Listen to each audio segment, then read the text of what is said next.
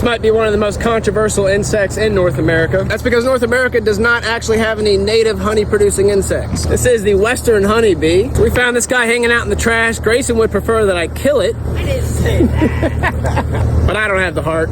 So the western honeybee was brought over in the 17th century from Europe. Quite literally in the 1600s, as soon as we started colonizing America, we started changing its ecosystem because they are extremely good pollinators. And of course, because the honey that they make from the nectar and pollen they've gathered is in itself a valuable agricultural product. However, there was no substantial evidence that North America's pollinators weren't up to the task of supporting the agricultural industry. And so when people talk about save the bees or we'll have a collapse of our food chain, we're actually talking about saving an invasive species that was brought here. And one that's been somewhat destructive to our native pollinators, because not only, of course, do these guys compete with them for the nectar and pollen and flowers, but they've also introduced infestations and diseases like mites, which not only ravage their colonies, but also the native bee populations as well. Even more fascinating than that, there's evidence to show that the native flowers here have started to adapt to the invasive bee population being here, and are starting to change how they flower and grow as a result. The native flowers had evolved for thousands of years to be pollinated by the native pollinators. Populations have effectively been replaced and decimated by these guys, and the use of insecticides and pesticides now have to adapt to the presence of honeybees in order to ensure reproduction. We effectively hook the ecosystem on honeybees and replace and diminish our own native pollinator populations.